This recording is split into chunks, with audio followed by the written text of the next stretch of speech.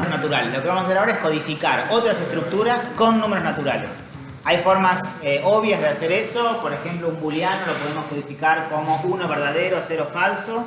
Y lo que vamos a ver ahora es cómo codificar otras estructuras más útiles para lo que viene.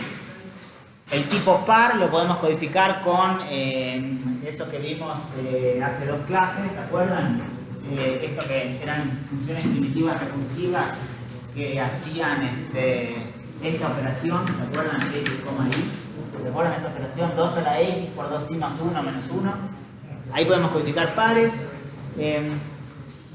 Un entero lo podríamos codificar, bueno, como un par, un booleano y un número natural.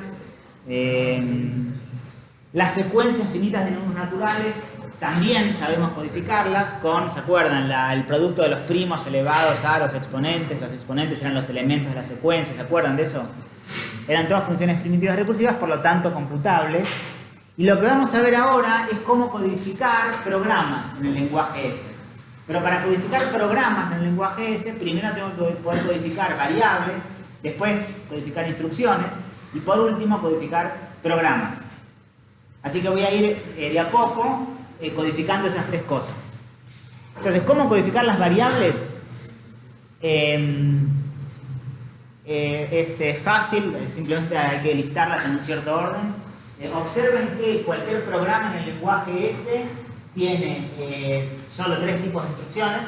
Nosotros después canchereábamos y poníamos como cosas más complicadas, pero en realidad eso resumían un montón de otras instrucciones, verdaderas instrucciones, que son solamente estas 3. Solo por comodidad, en esta clase, por conveniencia, vamos a agregar una 4ª instrucción, esta que está acá, que no hace nada. Esperen que no sé si esto está... Sí. Que no hace nada. Bueno, van a ver, solamente para una demostración salga más fácil. O sea, no hace nada. Si tuvieran que definir la semántica formal de las instrucciones, el par y sigma sigue, el par y sigma le sigue el j tau, ¿se acuerdan de las instrucciones instantáneas? Bueno, simplemente j es i más 1 y es la misma del mismo estado. O sea, tau es igual a sigma. Observen que cada instrucción puede o no estar etiquetada, que cada instrucción menciona exactamente a una variable y que el if además menciona siempre a una etiqueta de prima. ¿Sí? Pero si no, cada instrucción menciona exactamente una variable y puede o no estar etiquetada. Así que tenemos que tener en cuenta eso a la hora de codificar instrucciones. Pero para codificar instrucciones, primero voy a codificar variables, como les decía. Entonces las variables las vamos a codificar. Bueno, variables y etiquetas, ¿no? De esta manera. Las variables las listo en ese orden. I, x1, z1, x2, z2, x3, z3. Eso lista todas las variables que tengo a disposición. Entonces la i va a ser la 1, la x1 va a ser la 2, la z1 va a ser la 3 y así. Después las etiquetas, bueno, las vamos a listar también a todas las etiquetas. Nunca les dije bien sobre qué alfabeto se construyen las etiquetas. Las etiquetas se construyen sobre nuestro alfabeto. Y pueden ser palabras de una o más letras. Así que para listar todas las palabras, uno puede hacerlo de muchas maneras. Una es primero listar todas las palabras de longitud 1, que son las letras, A, B, C, D hasta la Z. Y después uno lista todas las palabras de longitud 2, que son A, B, A, C, hasta ZZ, ¿se entiende, no? A, B, A, C, A, D, hasta AZ, después de la AZ viene la BA, ¿no? ¿Entienden? En orden lexicográfico, ¿no? Después todas de longitud 3, después todas las de longitud 4, y de esa manera uno habrá listado todas las palabras finitas, por supuesto, sobre el alfabeto. ¿Está bien eso? Y entonces vamos a dar números a cada etiqueta. A va a ser la 1, B va a ser la 2, C va a ser la 3, y así. Entonces el número de una variable se va a anotar de esta manera, y el número de una etiqueta se va a anotar de esta manera. Eso nada más codifica variables y etiquetas, que es muy fácil, porque las variables y etiquetas son, bueno, elementos que se pueden listar uno tras de otro. Así que uno da el orden natural, uno asigna el código que surge del orden natural de esa lista. Nada más que eso. ¿Entiendes? Hasta acá. Por ejemplo, el número de la variable i es 1, el número de la variable x2 es, bueno, 4 porque es la cuarta, el número de a de la etiqueta a es el 1 y el número de la etiqueta c es el 3 porque es la tercera. Eso es fácil, ¿no? Todos están de acuerdo que de esa manera codifico con números variables y etiquetas. ¿Está bien? Bueno, El siguiente paso es codificar instrucciones. Entonces, las instrucciones, hay tres tipos de instrucciones. Por otro lado, las instrucciones mencionan exactamente una variable, pueden no estar etiquetadas, y además el if menciona siempre una variable a la derecha, ¿no? Después del go. Entonces, vamos a codificar una instrucción con una terna en ese sentido, ¿no? Es un var A, par BC. ¿Está bien? En donde, si la instrucción que estoy codificando tiene una etiqueta, está etiquetada por L, entonces A va a ser el número de L. Y si no, A va a ser 0. ¿No? Las etiquetas empiezan a numerarse en 1, con lo cual acá no hay ambigüedad. Si A es 0 es porque no está etiquetada, y si A es, por ejemplo, 1, es porque es la etiqueta A. Y si A es 2, es la etiqueta B. Y así, ¿no? Ese es el A. Si la variable mencionada en la instrucción es la variable B, entonces C, que es la última componente de la terna, va a ser el número de la variable menos 1. Como el número de las variables empiezan a numerarse en 1, si le resto 1, bueno, eso queda enumerado desde 0. ¿Está bien esto? Así que la variable mencionada está en 0. Y después, el tipo de instrucción va a ser, ese contenido, esa información, va a venir en B. Entonces, si se trata de una instrucción que no hace nada, que agregué en esta clase solo por motivos de comodidad, entonces B va a ser 0. Si se trata de la instrucción que suma 1, B va a ser 1. Si se trata de la instrucción que resta 1, B va a ser 2. Si no, es un if. Y el if tiene siempre un parámetro adicional, que es a qué etiqueta salta, ¿no? Esa información va también en B. Entonces, si se trata de la instrucción si B distinto de 0 y la L', entonces B es el número de L' más 2. El número de L' empieza numerado en 1, con lo cual, si en B ven un número mayor o igual que 3, es porque es un if. Y no solo saben que es un if, sino que saben cuál es el goto al que salta el if. ¿Se entiende eso? Entonces, en realidad el if está codificado por los números B mayores o iguales a 3. 3 es un if, el 4 es un if con otra etiqueta, el 5 es un if con otra etiqueta y así. ¿Se entiende? Y si no, si B es 0 es la instrucción que no hace nada, si B es 1 es la instrucción que suma 1, y si B es 2 es la instrucción que resta 1. ¿Está bien esto? ¿Todos entienden? Esa es la manera que tengo de codificar instrucciones. Por ejemplo, bueno, la instrucción que incrementa en 1 el X y que no está etiquetada está codificada por la terna 0, 1, 1. 0 porque no está etiquetada, es el A. 1 porque se trata de la instrucción 1. Y este 1 es porque la variable mencionada es la X1, que es la segunda en la lista, y entonces acá la tercera componente va al número de la lista menos 1. Como es la segunda, va al número 1. ¿Está bien eso? Así que la instrucción que incrementa en 1 el X queda codificado por la codificación del par 0, codificación del par 1, 1, que termina siendo 10. No importa, qué sé yo, dio 10, pero bueno, el 10 representa solo esta instrucción. ¿Se entiende eso? La misma instrucción, pero etiquetada con la etiqueta A, es, bueno, lo mismo que antes, solamente que la primera componente, en vez de ser 0, ahora es 1, porque tengo que poner el número de la etiqueta, ¿no? La etiqueta A es la primera en la lista. ¿Se acuerdan que empezaba a numerar las etiquetas con la A, B, C, D, de esa forma? Y si hacen la cuenta, bueno, el par 1, par 1, 1 es 21. No sé, no tiene nada que ver con la instrucción, pero bueno, codifiqué de esta manera. Pero el 21 solamente hace referencia a esta instrucción y no a otra. Si ven 10, es esta instrucción, si ven 21, es solo esta instrucción, no puede ser otra. ¿Entienden? La instrucción if X distinto de 0 A es, bueno, no está etiquetada, con lo cual la primera componente es 0.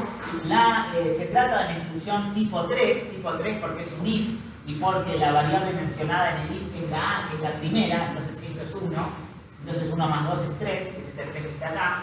Y el C, que es la tercera componente, es la variable mencionada menos 1. La variable mencionada es el X1, que es la segunda en la lista, menos 1, 1. Queda 46. No importa. ¿Sí? ¿Entienden esto? Muy rápido porque esto es son definiciones nada más para codificar instrucciones con números.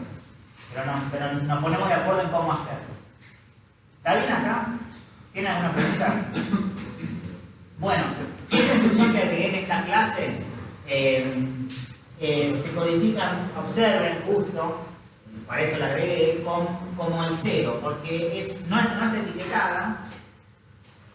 La variable mencionada es la primera en la lista, y es la primera en la lista, con lo cual esto es 1 menos 1, 0, y se trata de la instrucción tipo 0. Y si hacen la cuenta, el par 00 es 0, y entonces el par 00 es 0. ¿Está bien? Así que 0 representa a la instrucción ahí de asigna ahí, no etiquetada. ¿Está bien? No pasa nada, te tocó 0, ¿sí? Todo número representa una única instrucción. Todo número natural representa una única instrucción. El 0 representa esa, el 46 esa y el 10 esa. ¿Está bien? ¿Sí? ¿Hay alguna pregunta? Esto es fácil. El siguiente paso es codificar programas. Pero un programa es una lista finita de instrucciones, o sea, una lista finita de números. Y nosotros ya sabemos cómo codificar listas finitas de números, ¿o no? Bueno, entonces de esa manera se codifican programas. El único problema que podría haber con esta codificación, miren, acá hay un ejemplo, un programa de 2 instrucciones, esta etiquetada y esta no etiquetada. A este le tocaba número 21, a este le tocaba número 46. Bueno, nosotros vamos a codificar con eso menos 1. Le resto el 1 solo porque quiero que algún programa sea el 0, quiero que vaya al 0 la codificación. Pero es la misma codificación que ya sabían de corchetes. ¿Se acuerdan esa? Que es primitiva recursiva.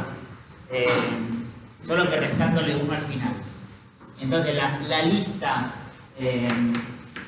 A1, A2, AN se codifica como el diésimo primo a la AI para ir desde 1 hasta N.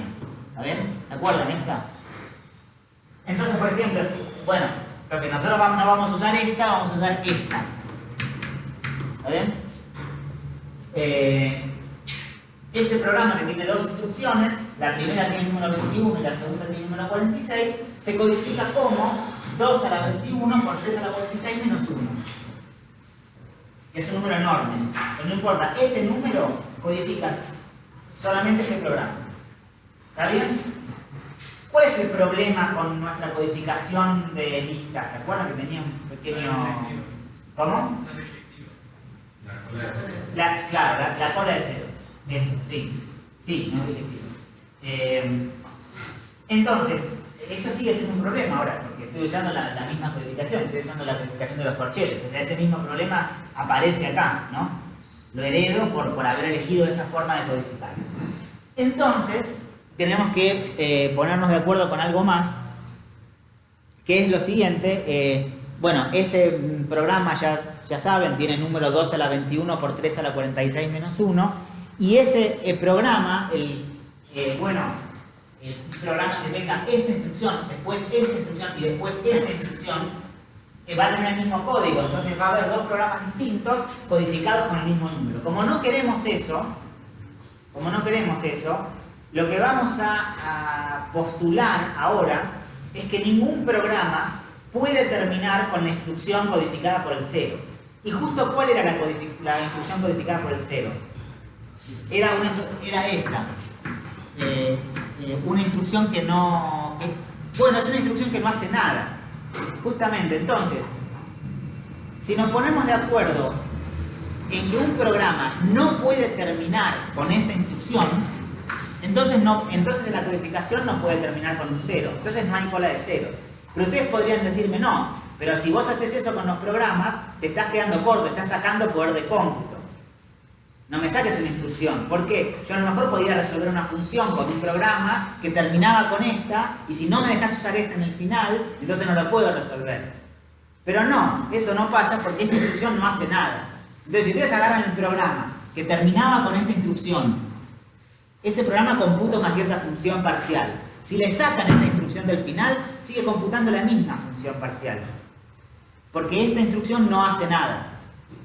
¿Está bien? Sí. ¿Por qué no codificar las instrucciones instrucciones contando desde 1. ¿Contando desde 1? Sí, también hay un montón de formas de hacerlo. Yo quiero que, lo que sí quiero acá es que haya una biyección entre números naturales y programas. Hay innumerables maneras de hacerlo. Yo sigo la que está en el libro de Davis, que sigue este camino, pero hay muchas otras formas de hacerlo. Lo que busco es una biyección entre números naturales y programas. Y es más, que la codificación y la decodificación sean funciones computables. De hecho, van a ser primitivas recursivas. ¿Está bien? ¿Entendieron esto? Entonces, postulo que ningún programa puede terminar con esta instrucción. No se puede. Eso no es un programa. Eso no lo llamo programa. Y no pasa nada. No perdemos poder de cómputo. Porque si tenían un programa que hacía esto y terminaba, que computaba una cierta función y terminaba con esta instrucción, sáquensela y ese programa que les quedó sigue computando la misma función. Y si otra vez, arriba otra vez esta, vuélvanselo a sacar y tienen un programa que computa la misma función. ¿Está bien? Observen que por este postulado sí se permiten programas que terminen, por ejemplo, con esta instrucción, aunque esta también la podrían sacar y seguiría haciendo lo mismo el programa, ¿no? Pero ni siquiera tengo que tratar este caso. El único caso que me molestaba era cuando un programa terminaba con esta instrucción, con la I asigna I, que no hace nada. Esta tampoco hace nada.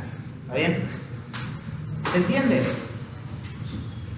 Un programa es, entonces, una lista finita de instrucciones, de una de las 4 posibilidades de instrucciones, que no termina con esta.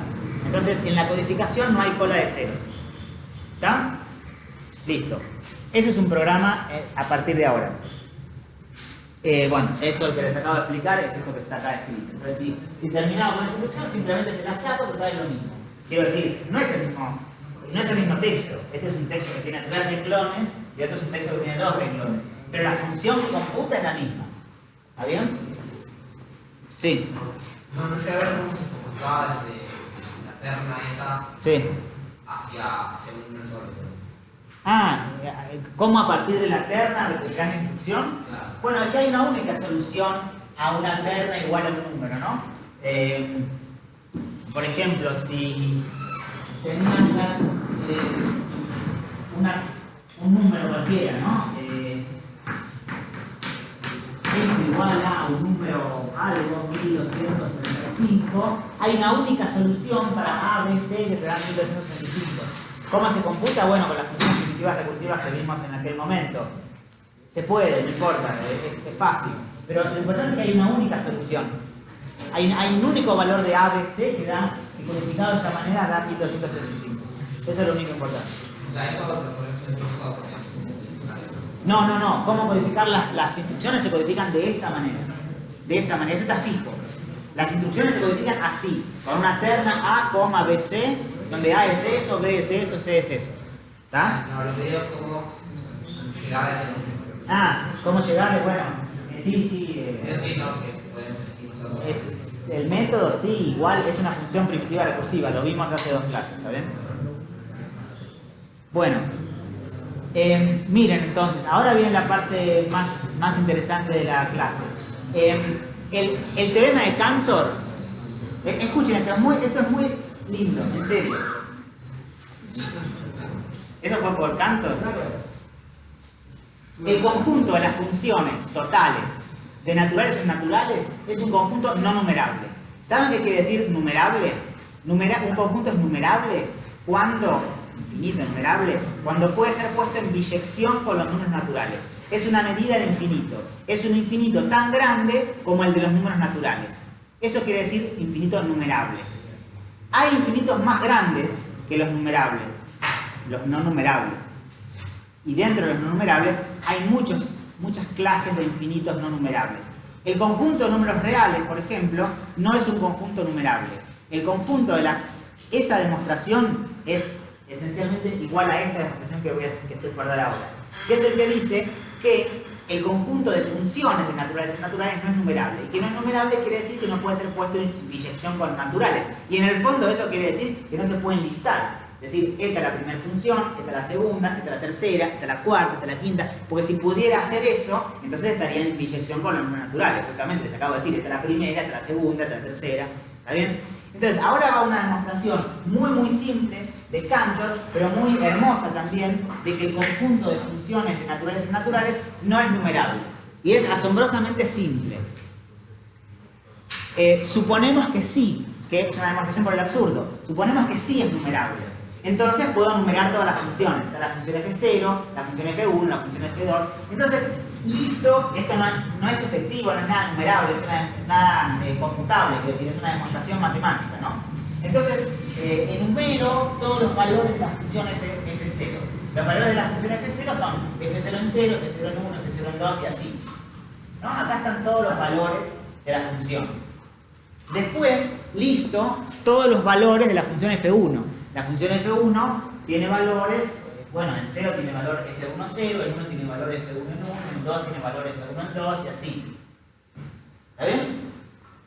Entonces voy mirando los valores de cada función y después, esto sigue, esto es una construcción infinita, es un argumento matemático nada más, y después defino una nueva función, que va a ser una función de naturales en naturales.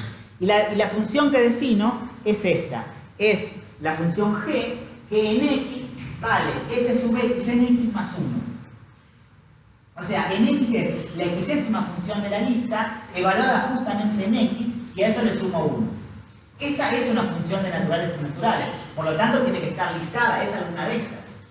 O es la f0, o es la f1, o es la f2, alguna tiene que ser. ¿Puede ser la f0? ¿Puede g ser igual a f0? No puede ser igual a f0 en todos los puntos, porque igual, cuando me refiero a igual, es igual en todos los puntos, la igualdad de funciones, ¿no? Dos funciones son iguales cuando coinciden en todo punto. Bueno, no, g no puede ser f0, porque en un punto difieren. ¿En qué punto? Al menos en un punto difieren. ¿En qué punto seguro difieren?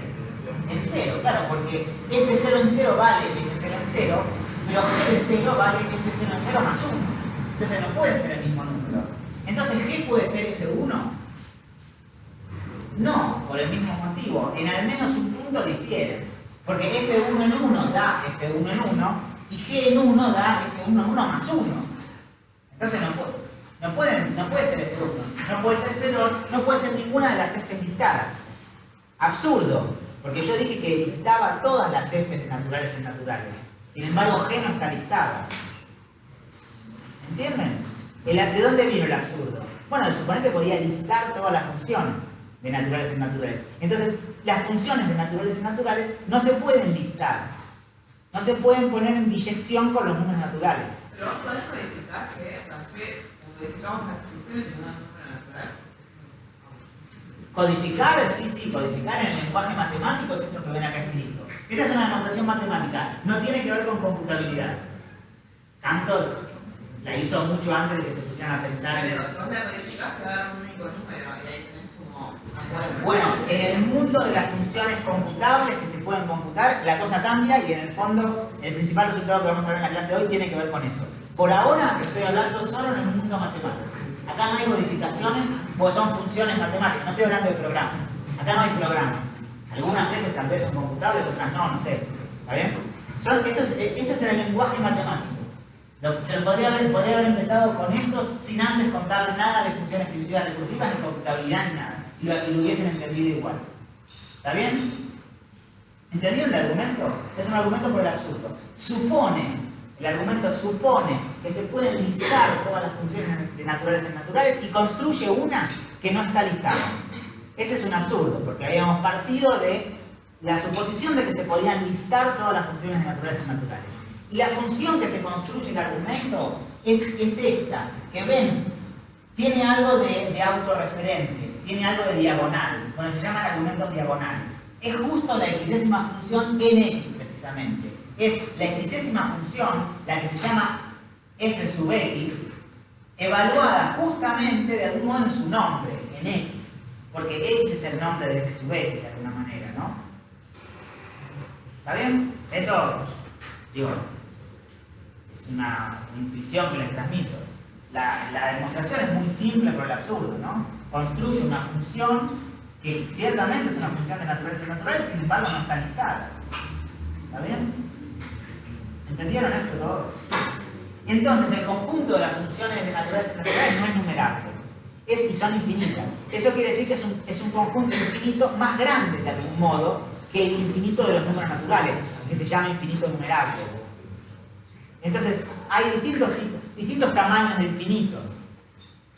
Infinitos son los dos conjuntos, el de los números naturales y el conjunto de las funciones de naturales y naturales. Pero de algún modo, el conjunto de las funciones de naturales y naturales es un infinito más grande que el infinito de los naturales.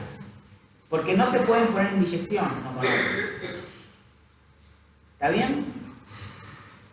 ¿Sí? El argumento de que los números reales son no numerables es esencialmente este mismo. Entonces miren ahora que surge a partir de esto una conclusión también trivial, pero que de vuelta es asombrosa, bueno, a algunos les podrá parecer asombrosa, que es la siguiente. ¿Cuántas funciones de naturales en naturales hay? ¿Cuántas? Infinitas, no numerables. Bueno, esto que acabamos de ver. Y pregunta ahora, ¿cuántas funciones computables hay? Claro, las funciones computables son las que tienen un programa que las computan. Así que no puede haber más que programas. ¿Y cuántos programas hay? Innumerables, los acabamos de codificar con números naturales. Cada número natural es un programa. Está en biyección con los naturales. Entonces, ¿cuántos programas hay? Infinitos numerables. Y entonces, ¿cuántas funciones computables hay?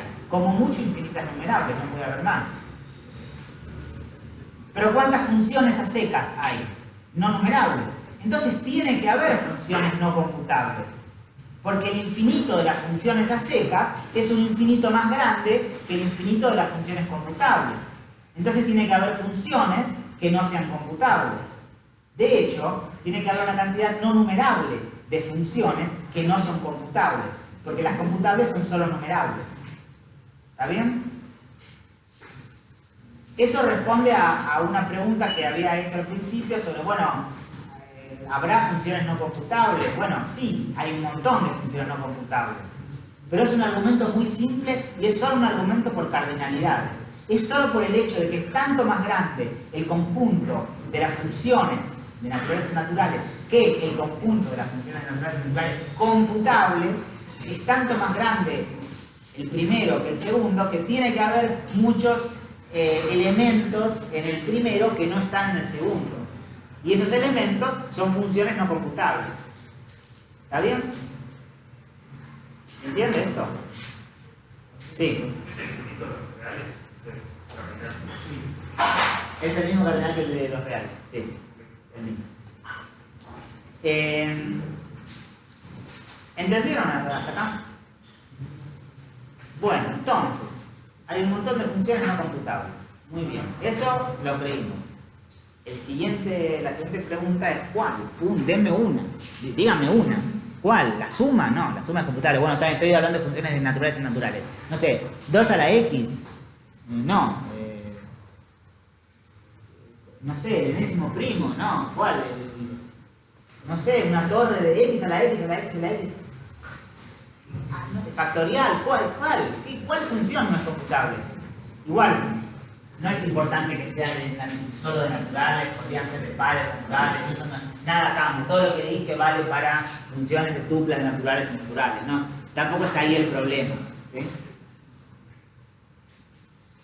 ¿Entienden la pregunta? Ahora quiero un ejemplo concreto, una función con nombre y apellido. Yo ya sé que tiene que haber muchas funciones no computables, ahora quiero una concreta, defínanme una que no sea computable. Bueno, y ahí empieza entonces la computabilidad. Esta función que está acá, y esta es la transparencia más importante de la parte de computabilidad, es un ejemplo de una función no computable. Ahora la vamos a ver. Primero tratemos de entender la definición, que no es tan simple como 2 a la x, es un poco más complicado, pero no tanto. Es una función de dos variables, se llama half y es un predicado, o sea que devuelve 0 o 1. Es total, es un predicado total, es una función total. Entonces recibe un x y un y, que son dos números, pero en realidad no los ve a los dos como número. Al primero lo ve como número, al segundo lo mira como programa. El X lo mira como input de un programa. Y al Y, a pesar de que es un número, lo mira como programa. Entonces, el halt de XY da 1 si el programa P, que es el único programa que tiene número I, o sea, el iésimo programa, déjenme decir, porque a partir de que podemos codificar programas con números, puedo hablar del primer programa, segundo programa, tercer programa, ¿no? Entonces, el iésimo programa con entrada X se detiene. O sea, la función psi sub p en X está definida. Psi sub p, la vimos en la clase pasada, es la función que computa el programa P. Entonces, si la función que computa el programa P con entrada X está definida, entonces halt de X da 1, y si no, da 0. Entonces, ¿qué hace? Halt decide si un programa con cierta entrada se cuelga o no. Eso es halt. Decide, si dice 1, dice verdadero. O sea, el programa I con entrada X para. Y si dice 0, dice no, que el programa I con entrada X se cuelga. ¿Está bien? Sí. ¿Qué significa el superíndice? El superíndice quería decir que lo mirábamos como un programa de una variable. O sea, porque te acordás que el mismo programa se podía ver como programa de 2 variables, 3 variables. Este lo mira como programa de una variable. ¿Sí?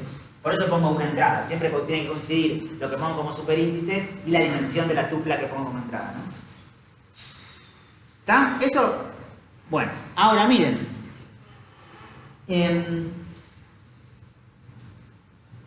Uno podría pensar que esto tiene que ser computable, porque dado un programa, ustedes me dan un programa, codificado por el número I, entonces me dan I, yo me fijo qué programa es, lo desarmo todo y me fijo, este programa. Lo miro, lo estudio, me dan la entrada, perdón, me dan el X, entonces lo miro, digo, bueno, cuando X vale tanto, viene por acá hay un ciclo, acá hay un if, acá se va por acá, acá se va por acá, y termina, y concluyo que termina. Entonces, ¿cómo puede ser que yo pueda hacerlo y un programa no? ¿Qué? Sí. Puede ser que, o sea, si vos inventás de computar ese programa y lo ejecutás, Claro. si no termina. Claro, bueno, por ahí va a venir la demostración de este teorema. El teorema va a ser halt no es computable. Pero primero déjenme darles una intuición. ¿Está bien lo que decís? Y efectivamente, así, por ese lado va la demostración. Para convencerlos de que no es tan fácil saber si un programa termina o no termina, miren este programa, o pseudo programa, que hace esto. Ahí le asigna 2, después le suma 2, y después dice, si hay dos primos menores, no, existen dos primos menores o iguales que I, cuya suma da I, entonces volvé a probar con sumarle 2 a I. O sea, este programa que hace, prueba si el 4 es la suma de dos primos, ¿no? Entonces, se fija si 4 puede ser escrito como la suma de dos primos. 4 puede ser escrito como la suma de dos primos, de 2 más 2. Está, entonces vuelve acá. Ahora 6. 6 es la suma de dos primos. Y 7 más 3. Está. Entonces, 8. 8 es la suma de dos primos. Sí, pero no 4 más 4. Es 4 más 4, 8, pero no es la justificación de que es la suma de dos primos. Es 3 más 5, por ejemplo. 10, 5 más 5, 12.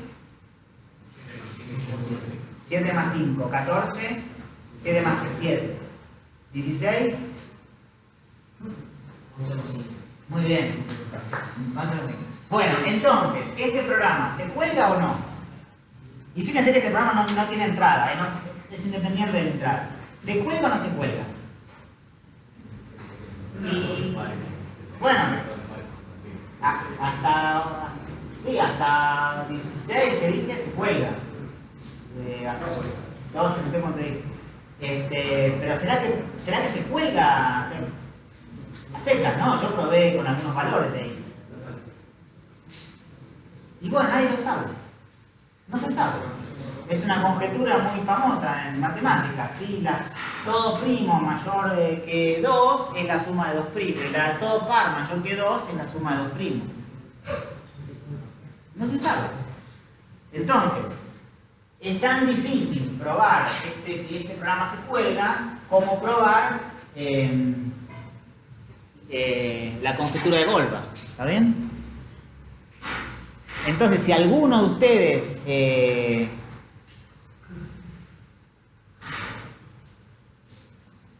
un argumento convincente para dar que esto se cuelga, avísenme, no le cueste a nadie.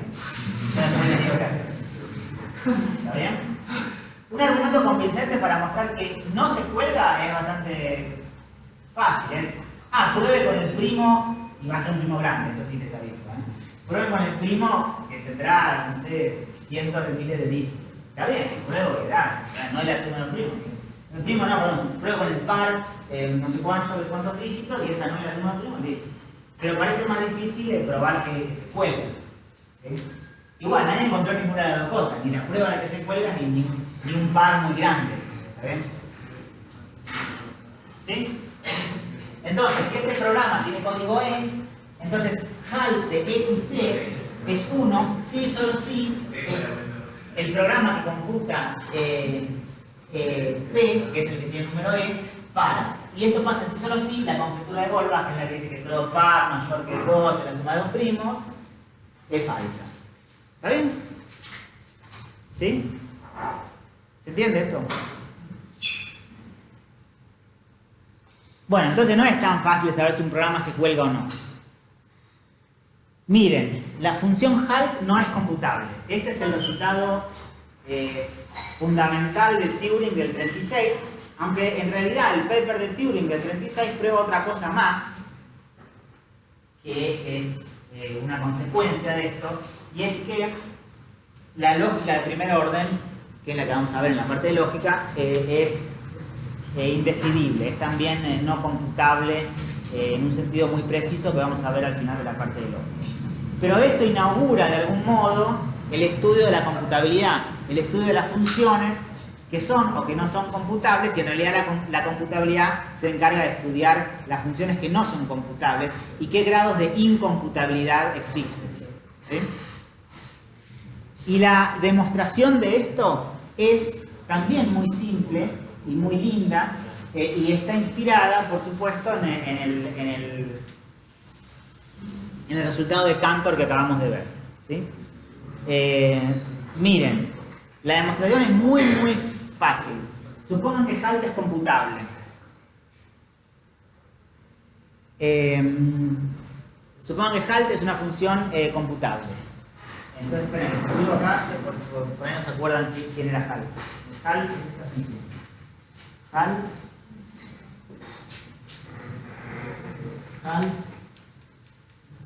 de x y es 1 si esto para y 0 si no, donde P es el único programa que tiene número I. ¿Está bien? Bueno, entonces, supongan que esta función es computable. Entonces escribo, y esto creo que tiene que ver con lo que su compañero proponía, un programa, este es un pseudo programa, pero ustedes lo escriben bien en el lenguaje S, que hace esto, dice, si HALT de xx es igual a 1, colgarle. Esto se puede hacer, porque si HALT es computable, lo puedo meter, al final lo puedo meter entre un if, hay maneras de hacerlo, eso me creen. ¿Sí? Claro, si HALT es computable, me hago otro programa. ¿Qué hace este programa? Se cuelga cuando HALT de xx me dice verdadero. Y si no, termina con valor 0. No es muy importante con qué valor termina, pero lo importante es que termina. Entonces, ese programa Q tiene un número, porque todo programa tiene un número. Supongamos que E es el número de Q. ¿Está bien? ¿Sí? Uno hace la cuenta, codifica en instrucciones, las pone de esa manera, va a hacer la productora, le resta 1 y da E.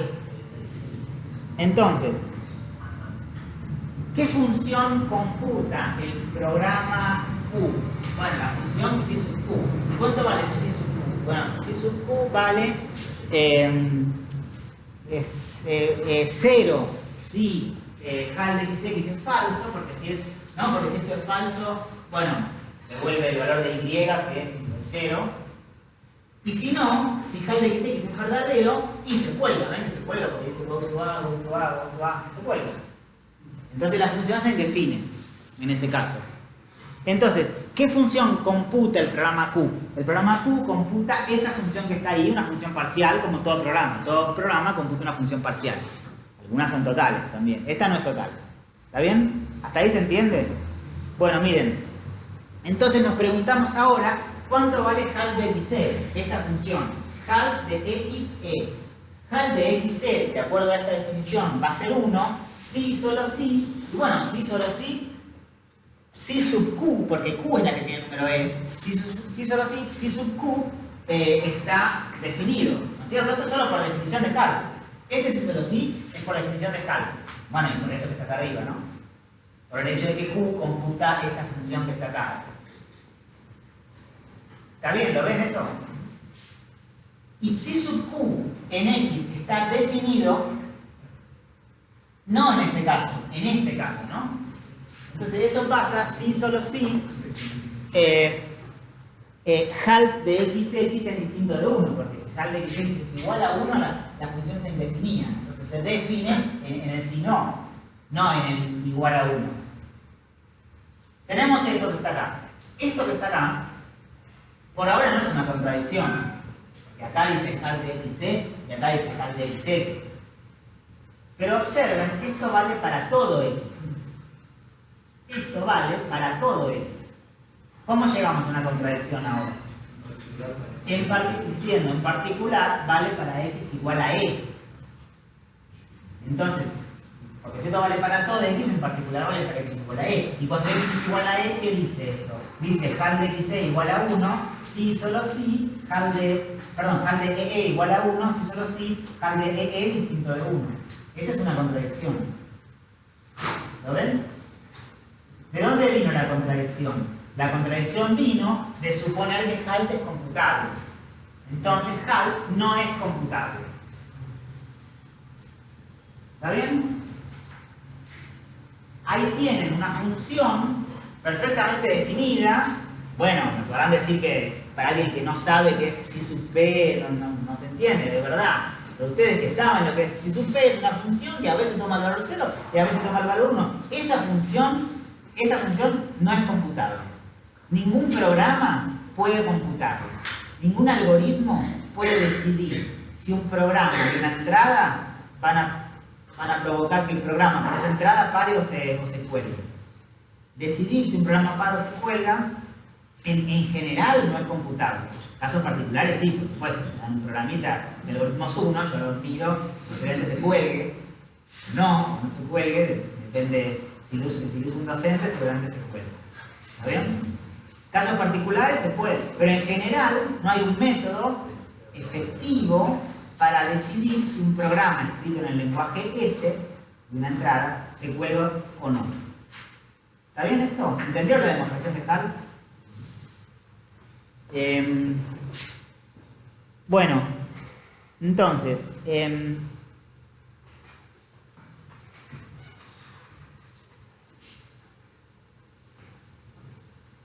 esto vamos a pasarlo. Pero solamente es una explicación de la demostración. Fíjense que se llama argumento diagonal. Lo cuento si quieren, se llama argumento diagonal porque lo que hace es, dadas. ¿Por qué se parece a Cantor? La slide es eso. ¿Por qué se parece a Cantor? Porque uno puede ir testando los valores de las funciones, de todas las funciones computables. Digamos que esta es la primera función computable, parcial computable. Esta es la segunda función parcial computable, la tercera, y lo que logra, pero son funciones parciales, a diferencia de Cantor, ¿no? Que eran funciones totales. Y acá lo que se logra es, en vez de sumarle 1, que es lo que hacía Cantor, a la diagonal le sumaba 1, acá lo que hacemos es construirnos una función f que tenga un comportamiento distinto en si está definida o no a lo que ocurre en la diagonal. O sea, el exésimo programa con entrada x está indefinido si solo si la función que yo me construyo está definida. Se porta distinto. En Cantor era sumar 1, acá es, bueno, un comportamiento opuesto respecto a la definición o indefinición, solo respecto a eso. Lo que logramos construir en la demostración de que Hall no es computable es una función f que es parcial computable y que sin embargo no está en la lista. Esa es la contradicción también. Luego es otra manera de ver la misma contradicción. ¿Sí?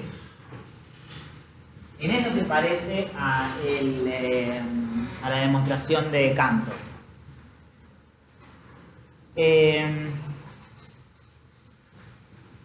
Bueno, y entonces uno se pregunta inmediatamente, ¿por qué pasa esto? ¿Cómo puede ser que no pueda construir con el lenguaje S un programa que reciba dos números naturales, pero que uno se interpreta como el programa en lenguaje S y el otro como número, y que no pueda decidir si se cuelga o no? Lo primero que uno podría pensar es, bueno, es un problema del lenguaje S. El lenguaje S le faltan instrucciones, o le falta poder de cómputo, le falta otro tipo de if, o otro ciclo, o no sé, que las variables guarden números enteros en lugar de números naturales. Y eso es no, y la respuesta a eso es no. No es un problema del lenguaje S, porque el lenguaje S es equivalente a tantos otros modelos de cómputo. Las máquinas de Turing, o los lenguajes de programación modernos, o el lambda cálculo de Church, o lenguajes funcionales. En términos de cuáles son las funciones computables, es lo mismo el modelo de cómputo que elijan. Entonces no es un problema de que con el lenguaje S no podían computar HAL, con el máquina de Turing tampoco, en Haskell tampoco, con otros formalismos como el lambda cálculo de Church tampoco, con C++ tampoco. Entonces es un problema inherente de la función. Esta función, así como está definida, no se puede calcular, no se puede computar con ningún algoritmo. Y en realidad esa es la tesis de Church. La tesis de Church dice que lo que podemos, los algoritmos son o computan como mucho lo que se puede computar en una máquina de Turing. Esa es la tesis de Church, que no hay modelos de cómputo más poderosos que una máquina de Turing. Modelos de cómputo quiere decir razonables, modelos de cómputo que se condigan con nuestra intuición de lo que quiere decir método efectivo, procedimiento mecánico, automatizable, realizable de algún modo, ¿no? Claro, si ustedes me dicen, tengo un lenguaje que tiene esto como instrucción, y bueno, obvio que HALT es computable, lo computan con una instrucción, pero también eso estudia la computabilidad. ¿Qué pasa si agregamos instrucciones que resuelven problemas no computables, ¿no? Pero los modelos de cómputo con los que contamos hasta ahora, los que intentan reflejar nuestra intuición sobre lo efectivo, son equivalentes o más débiles que una máquina de Turing. Y entonces ningún algoritmo puede resolver el HALT. La tesis de Church lo que dice es que los algoritmos computan como mucho lo que computan las máquinas de Turing o los lenguajes, los programas NS o cualquiera de los modelos equivalentes. ¿Está bien? Hay algunos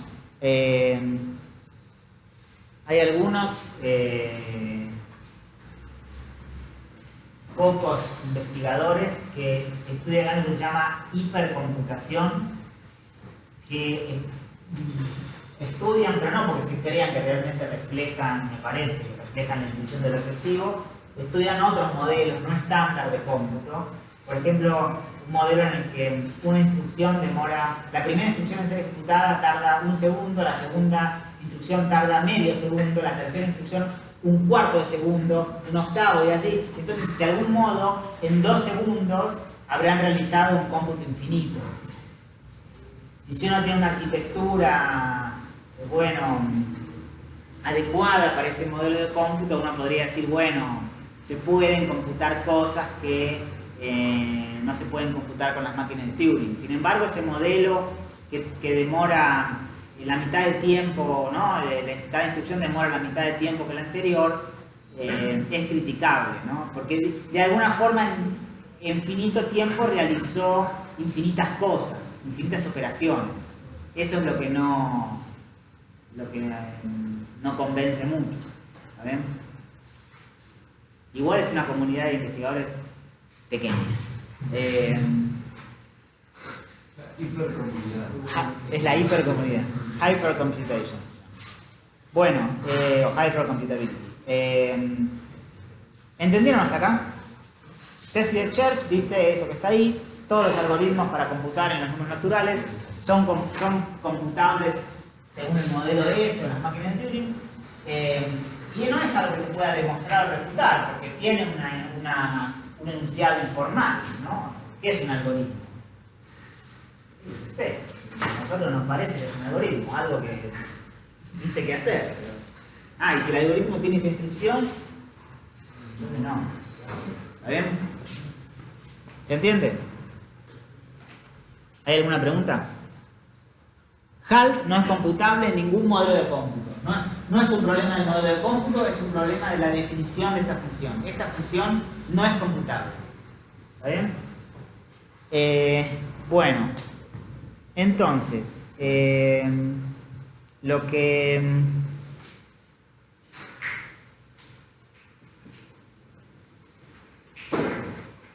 voy a mostrarles ahora es una función que sí es computable y muy importante. En realidad es una familia de funciones. Miren, phi supra n es una función de n más 1 variables que recibe variables x1, xn, e y que como salida nos da lo que compute el enésimo programa con entrada x1, xn. O sea, copia al enésimo programa con entrada x1, xn. Es un intérprete. Recibe como último argumento un programa, ya saben que es un número natural, pero lo interpreta como programa y lo interpreta a ese programa con entrada x1, xn. ¿Está bien? Eso para cada n, o sea, para cada n tengo una phi distinta. Está el intérprete para n igual 1, está el intérprete para n igual 2, es una familia de funciones. ¿Sí?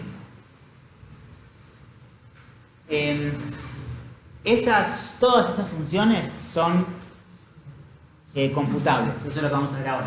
Una cosa antes, salida del décimo programa con entrada x1, xn quiere decir la función psi sub p con entrada x1, xn, donde p es el único programa con número e, ¿no? A eso me refiero con salida del programa e. Cuando digo programa e, me refiero al programa con número e, el único programa con número e. Y el único programa con número e computa la función que se llama psi sub p. Psi sub p donde p tiene el número e. Esta misma notación de acá.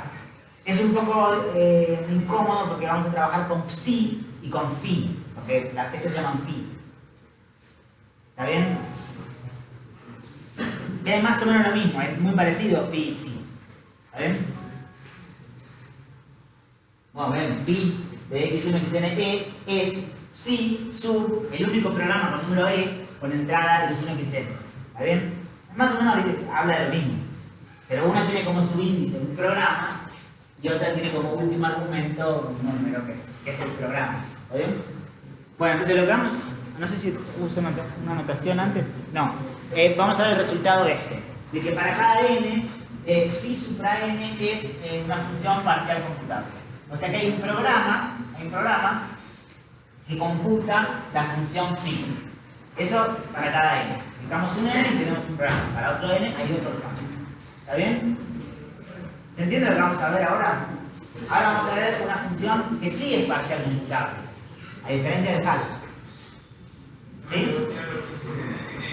N es un parámetro que viene de afuera y puede ser 1 o 2 o 3, pero lo fijas vos. Fijo el n, ¿cómo? No es una entrada, no. Forma parte de la definición de la función. Defino phi supra y ahí el número. Por ejemplo, phi supra 3 es una función de 4 argumentos. El x1, el x2, el x3 y el e. Phi supra 5 es otra función que recibe 6 suplas. El x1, el x2, el x3, 4 y 5 y el e. ¿Cómo? La cantidad de parámetros. Sí, claro, dice la cantidad de parámetros. Menos 1. ¿Está? Sí. Sí, exacto. El n determina la cantidad de parámetros de la función. Bueno, entonces, phi es un intérprete, ¿no?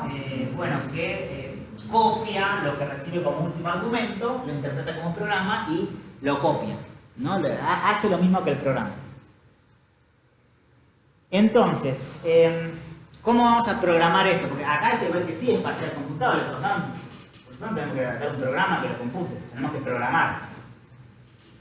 ¿Qué tendría que hacer el programa? Bueno, el programa primero se va a llamar UN, o sea, UN va a ser un programa que computa la función phi supra n. Tiene que averiguar quién es E, quién es E, o sea, de qué programa estamos hablando. Tiene que llevar cuenta de los estados de P en cada paso. ¿Se acuerdan lo que vimos en la clase pasada? De la descripción instantánea inicial, el siguiente, el siguiente, el siguiente. Eso lo va a tener que analizar de alguna manera el programa. Los estados los va a codificar con listas. Y para eso me traje el abaco esta vez. No lo voy a usar tanto como la vez pasada, pero ¿se acuerdan cómo codificaba acá las variables? Bueno, entonces al final esta es una manera de codificar estados, ¿no? Por ejemplo, si hago esto así, sigue, ¿no? La lista, sí. Bueno, este es el estado en donde I vale 2, X1 vale 0, Z1 vale 3, que 4, X2 vale 0, Z2 vale 4, este que me toca acá, X3 vale 1, ¿sí? Hay finitas variables involucradas en un programa, con lo cual esta es una lista finita de números. Los codifico como ya sabemos codificar listas finitas de números. ¿Está bien? ¿Sí? ¿Está bien, Manu, el abaco? La clase pasada lo usé mucho el abaco. Lamento que... No pude. una vez lo usé en clase de mayo. En una clase pública. Me gusta que viene Me morí de frío. Y en esa clase llovía y cuando este año volví a agarrar esta bolsa me di cuenta que tenía mi paraguas olvidado hace un año en esa bolsa. Igual ya me compré otro paraguas. Pero bueno, también fue lindo recuperar el abaco porque encontré el paraguas. Adentro de la bolsa. La bolsa de Compumundo. La bolsa de Compumundo, lo compré en Compumundo hace varios años. Con un subsidio, con uno vacío. Bueno, entonces, de esa manera vamos a codificar estados. O sea, estados lo codifico con el abaco. Y después, bueno, el programa va a llevar cuenta de algunas variables que van a ser importantes. K va a indicar el número de instrucción que está por ejecutar y S va a describir el estado, o sea, el abaco. Bueno, el programa, pseudo programa, empieza más o menos de esta manera. Primero, lo que pongo ahí después de estas barritas no forma parte de un código, es una explicación para ustedes, ¿sí? Es un comentario, esto te lo digo a los que nunca programaron. No forma parte de no debe interpretarse como instrucciones, simplemente es un aviso que doy. Recuerden que la entrada va a ser x1, xn, e. Y recuerden que E va a ser interpretado como un programa. ¿Qué programa? Bueno, llamémoslo P. Entonces, P va a ser el programa que tenemos que simular. El objetivo es simular, copiar al programa P conectado a x1 y xn. Eso es lo que tiene que hacer el programa. Entonces, si la última entrada, que tiene valor E, le sumo 1 y lo que obtengo es la codificación de la lista, ¿no? O sea, el programa era una lista finita de instrucciones que lo codificaba de esta manera. Si le sumo 1, obtengo, bueno, eso que está ahí, ¿no? O sea, obtengo la codificación de las instrucciones. Este es el programa P, el que tiene instrucción I1 hasta IN. Eso está almacenado en Z ahora, ¿sí? ¿Se ve esto? Acá me siguen. Esta es la primera instrucción que ejecuto. Esto es un comentario. Después, a ese le pongo este valor, y eso para eso sí me sirve de vuelta al abaco, es, miren, a los primos P sub 2J, o sea, al primo 2, al primo 4, al primo 6, le pongo el valor de la entrada, el verdadero valor de la entrada. Por ejemplo, si la entrada era, vamos a hacer un caso concreto, donde vamos a hacer con n igual a 2, o sea que voy a estar mirando phi supra 2, Esto recibe como entrada un x1, un x2 y un e, ¿no es cierto? ¿Está bien eso? Ah, los de ahí abajo no ven nada de esto, ¿no? Bueno, pero esperen, esto es importante. Miren, phi 2 de x1, x2, e, ¿no? Entonces, el estado inicial va a ser ¿y cuánto vale? Bueno, esto codifica esto, ¿no? I vale 0, ahí vale 0. X1 ¿cuánto vale? Y no sé, lo que valga el X1 ahí. ¿Cuánto vale X1 acá? No sé. 3, digamos. 3, bueno, entonces el X1 lleva valor 3. Z1 ¿cuánto vale? 0, ¿ven?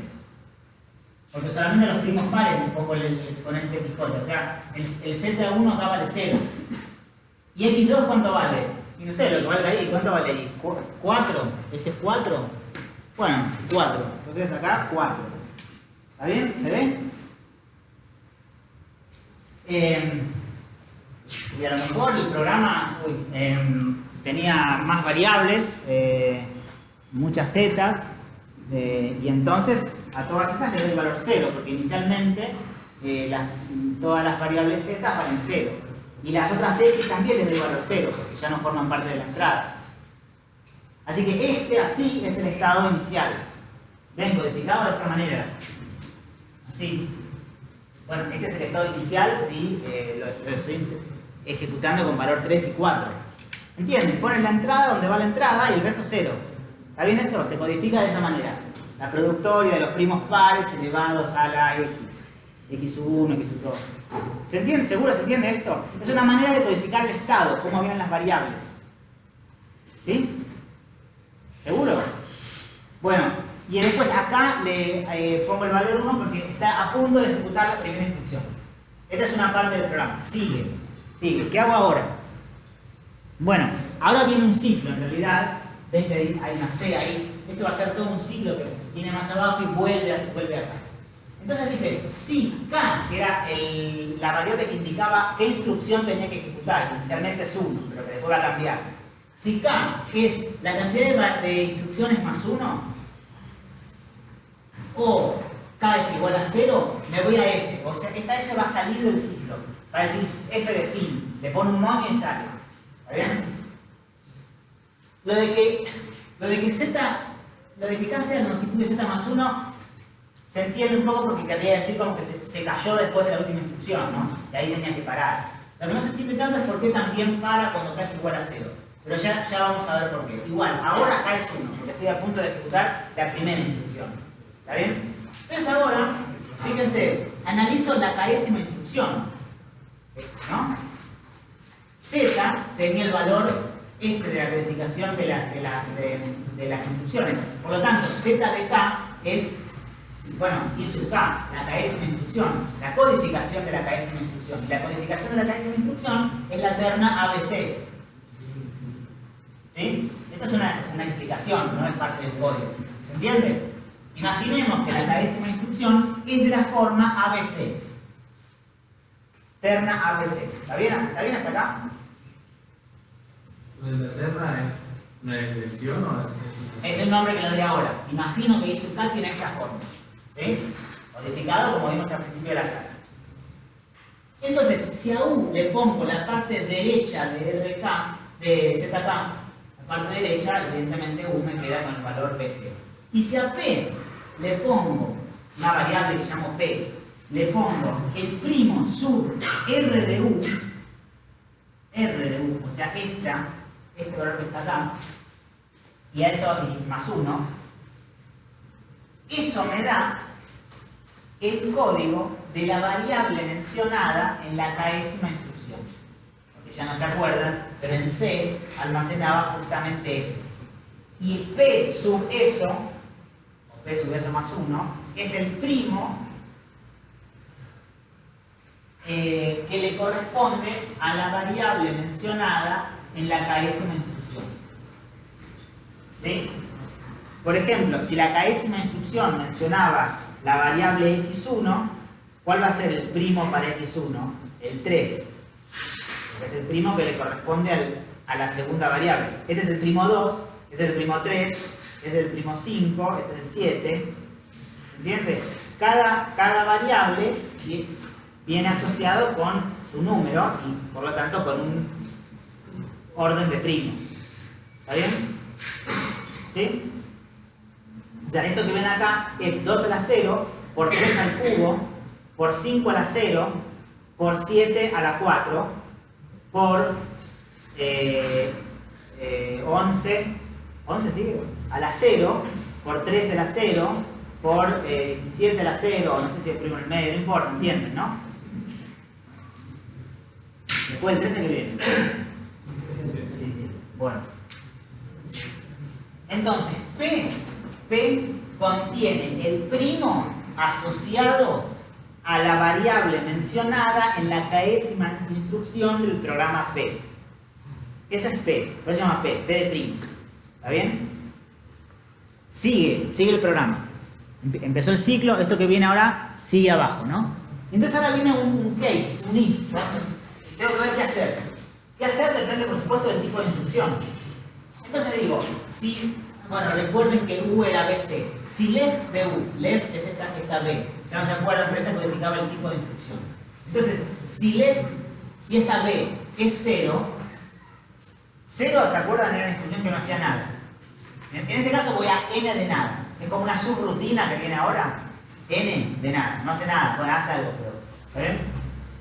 Si esta B es un 1, hay que sumar 1 a la variable mencionada en la instrucción. O sea, tengo que cambiar el estado sumando 1 a la variable en cuestión. O sea, no sé, a la variable que aparezca mencionada en la késima instrucción. ¿Hasta acá está bien? Eso voy a S, después lo hago. Voy a un go to S, en S lo hago y después volveré acá. ¿Está bien hasta acá? Si no es una instrucción que no hace nada y no es un sumar 1, entonces o es una resta o es un if. No quedan otras posibilidades. Ahora, ¿qué pasa si P no divide a S? Miren, este era S. S es esto que está acá. Bueno, no es esto, es la cuenta, ¿no? Es 2 a la 0 por 3 al cubo por 5 a la 0 por 7 a la 4, ¿no? ¿Qué pasa si el primo mencionado en la késima instrucción no divide al estado? Tiene valor 0, claro. Tiene valor 0. La variable mencionada en la késima instrucción tiene valor 0, ¿no? Porque si no, el primo asociado a la variable mencionada en la késima instrucción debería dividir al estado. Si no lo divide, es que tiene valor 0. Por ejemplo, el 2 no divide a este estado. El 3 sí, el 5 no, el 7 sí. ¿Está bien eso? Bueno, entonces, en cualquier caso, si no es la instrucción de no hacer nada y no es la suma, ya si el valor de la variable mencionada en la késima instrucción del programa es 0, entonces también me voy a N de no hacer nada. Porque si es una resta o si es un if, si la variable mencionada es 0, ninguna de los dos hace nada. Bueno, algo hace, por supuesto, incrementan el K. Pero nada más que eso. No cambia el estado. Ven, si es una resta, pero tiene valor 0 la variable, no cambia el estado. Si es un if y la variable es 0, es indistinguible de lo que dije recién. O sea, no sigo con la siguiente instrucción, no tengo que saltar a otra instrucción. El if no actúa, quiero decir, no se va al go. Se sigue adelante. ¿Se entendió esto? Es como para hacer otro caso ortogonal al de las instrucciones. No estoy mirando instrucción por instrucción, estoy viendo si es una instrucción que no hace nada, si es una suma, si el valor de la variable es 0 y otra cosa. Solo para ahorrar pasos. ¿Está? Así que si llegué a este punto, es porque la instrucción se trata de un restar 1 o de un if, pero en los dos casos el valor de la variable es mayor que 0. O sea, el restar va a restar efectivamente y el if va a saltar. ¿Se entiende esto? Si llegué a este punto. Entonces ahora digo, bueno, si B es un 2, es porque se trata de restar 1 y hay que restar efectivamente 1. Me voy a R, que es una subrutina, después la hago. R de restar. ¿Está bien? Si no, y lo que viene ahora sigue abajo, si no, bueno, acá está todo lo que ya sabemos, pero si llegué a este punto es porque la instrucción no es un hacer nada, no es una suma, no es una resta y el valor de la variable es mayor que 0. O sea, es un if. Es un if y el valor de la variable es mayor que 0. Entonces, lo que hago es recuperar esto que está acá, lo único que hace es poner en K el número de la primera instrucción que tenga etiqueta la del if, o sea, la etiqueta del go. Ahora estoy analizando una instrucción de la pinta if b distinto 0 go to L, sé que b es distinto de 0 y lo que hago es poner acá, poner en K el número de la primera instrucción del programa que tenga etiqueta L. ¿Está bien?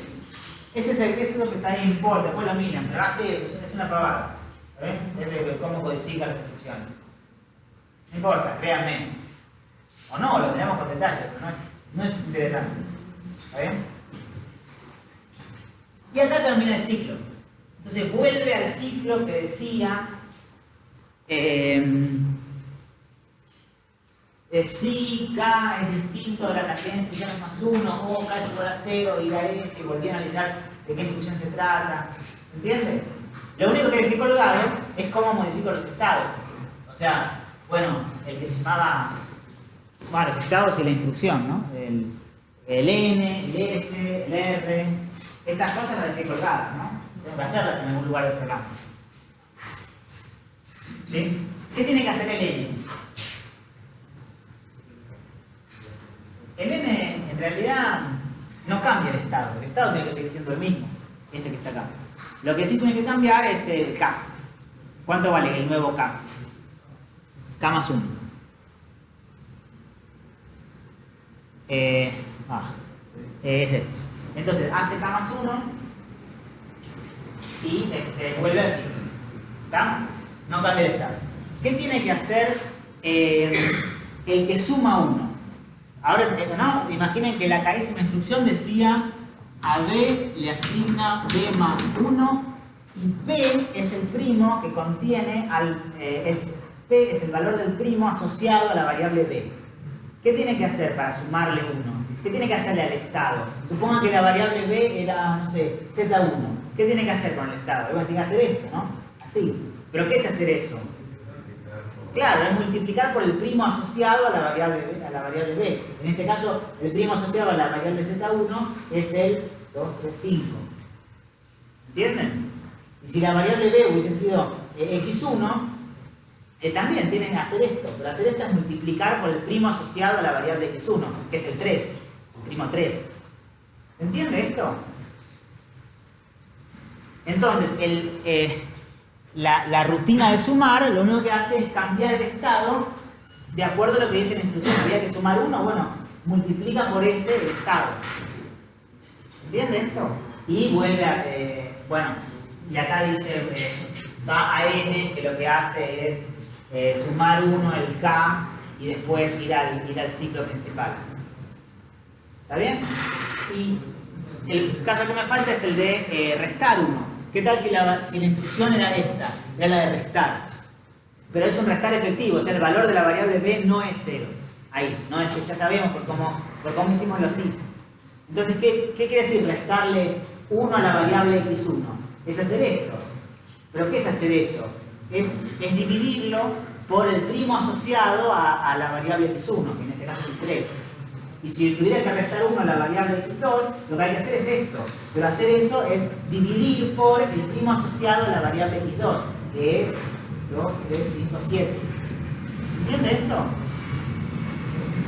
¿Cómo sabes que no cae eso? Algún primo que no usas, la en 0.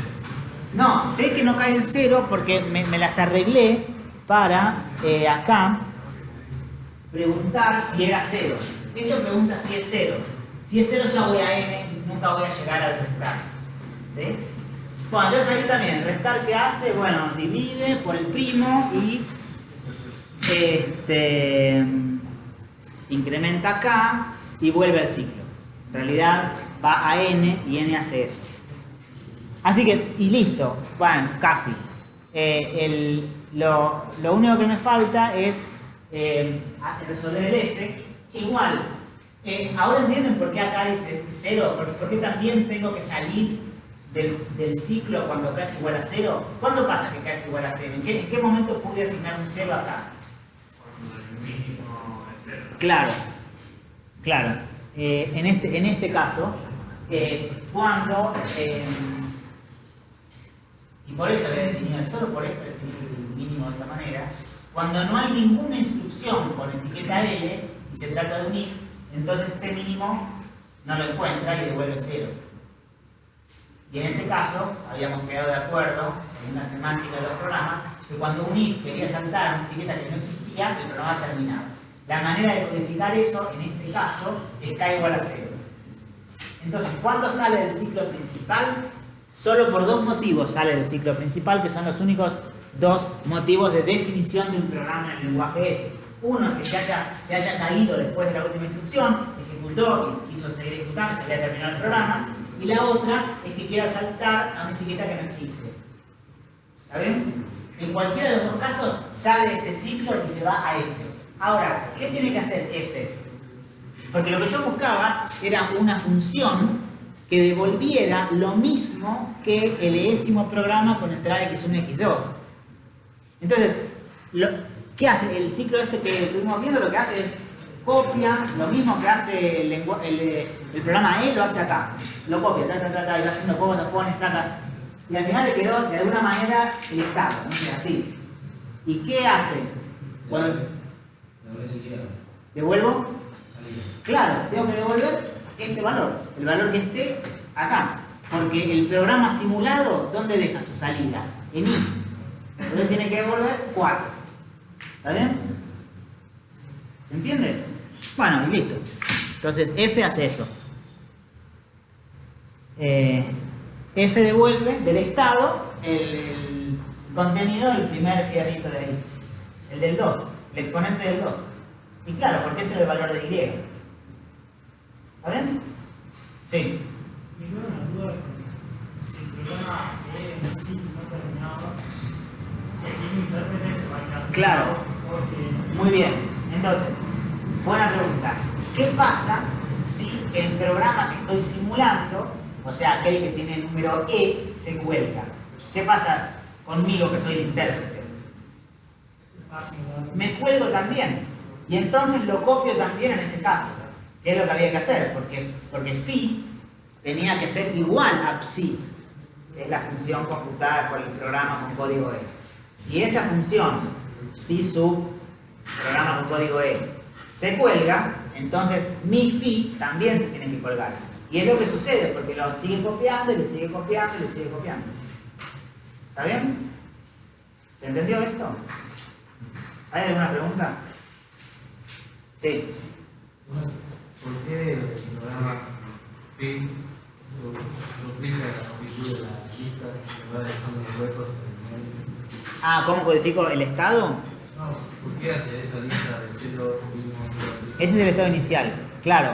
Esto de acá. Bueno, porque inicialmente, ¿cómo viene? ¿Cuál es el valor de las variables que tengo que empezar a simular? La variable I viene con valor 0. Eso porque les dije, todos los programas empiezan con valor 0, salvo la entrada, que vale la entrada. Entonces solamente le pongo un valor a la entrada. Si la entrada era 3, 4, la tengo que poner en x1, que es parte de la entrada, y en x2, que es la otra parte de la entrada. El resto de las variables tiene que valer 0. Porque así empieza a funcionar un programa. Por eso intercalo 0. No solo intercalo, ¿no? En realidad, ahí es como está anotado de esta forma. Pero la verdad es que de acá en adelante vienen todos ceros, ¿no? En este caso. En cualquier caso, sí, si tuviera 3x, en la otra x pondría algo, pero de ahí en adelante vienen todos ceros. Digo, conceptualmente el estado es ese. Después vemos algunas variables se usan y otras no. Y además, ese número es el mismo que este, como el que les dije antes de la cola de cero, ¿no? Es lo mismo, siguen infinitos ceros. Por supuesto, algunas se usan finitas variables de todas estas porque el programa es un objeto finito y solo puede mencionar finitas variables. Pero la verdad es que no solo intercalo, sino que a partir del último siguen todos ceros. Eso está dicho ahí, está dicho acá. ¿No es cierto? ¿Está bien eso?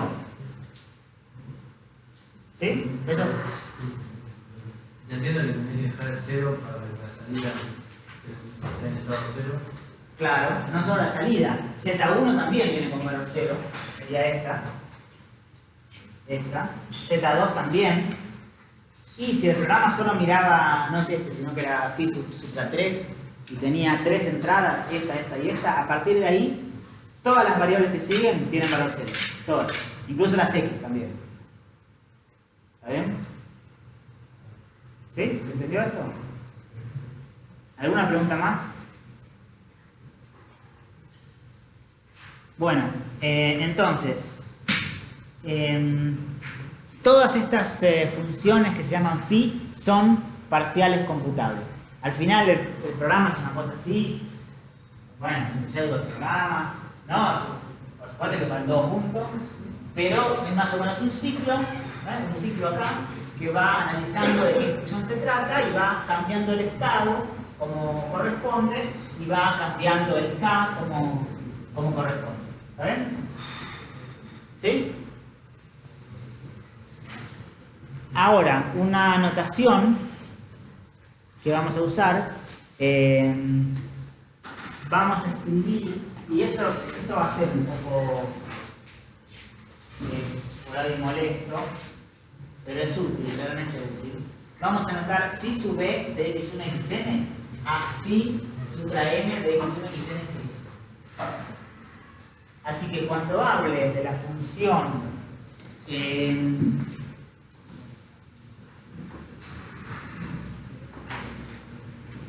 phi sub phi supra 3, no sé, de e, en realidad estoy pensando en esta función. Es la función que manda x1, x2, x3, la manda a phi supra e de phi de x1, x2, x3e. ¿Está bien? Este es el nombre de esta función que está acá. Ven, es una función de 3 variables. ¿Se entiende esto? Es notación usual en matemáticas, pero la vamos a usar bastante. Phi supra e no es una función de n más 1, vamos a poner n acá, lo hago genérico. Acá es de x1 a xn, acá es n, y acá es de x1 a xn, coma e. ¿Está bien? Esta es una función de n variables, porque deja fija una, deja fija la última en e. Pero es una función de n variables, no de n más 1 variables como lo es phi supra n. Phi supra n es una función de n más 1 variables. ¿Se entiende la diferencia? Bueno, pero es esta definición solamente. Phi supra e de x1 xn, phi supra n de x1 xn. A veces vamos a omitir el superíndice. Cuando sea 1 voy a hablar directamente de phi x. ¿Ven? O phi sub e de x, que es lo mismo. ¿Está bien eso? Bueno. Entonces, déjame ver qué faltaba. Bueno. Miren, hay otras dos funciones que son muy útiles que van a ver pueden ver en el libro o tal vez vean en la práctica, que son computables, de hecho primitivas recursivas. Una es step counter, esa STP, que también es una familia de funciones, para cada n hay un STP, y STP supra n de x1 xn, ET, o sea, esta recibe n más 2 variables, es una especie de HAL, pero a tiempo acotado. La última variable es un número natural, pero se interpreta como tiempo, y va a ser verdadera si, solo si, el décimo programa con entrada x1 xn termina en t o menos pasos. Si termina antes de t pasos. Esa es una función computable, puede ser un programita. De hecho es primitiva recursiva, porque es una minimización acotada. El acota justamente viene dada por t. ¿Me creen que es una función primitiva recursiva? No lo voy a hacer. Véanlo ustedes del libro. Para cada n, STP supra n es una función primitiva recursiva, por lo tanto computable. ¿Está bien? La otra función que vamos a usar en algunos casos es esta que se llama snapshot, que es esta, la que devuelve esto. Le pasan un programa E, un tiempo T y una entrada, y les devuelve, bueno, el número de instrucción por la que va y el abajo. ¿Está bien? O sea, el valor de las variables, el valor de cada variable. Esa también es primitiva recursiva. Es primitiva recursiva porque esencialmente es una administración acotada gracias a que recibe como parámetro T, porque es la representación de instrucción y estado al tiempo T. Al tiempo T. ¿Está bien eso? Al paso T.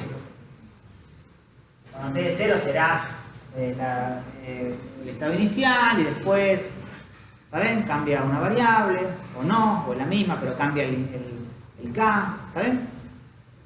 Esa es primitiva recursiva. No lo voy a ver, pueden verlo del libro. Y lo que quería sí decirles ahora es algo sobre funciones primitivas recursivas y funciones computables.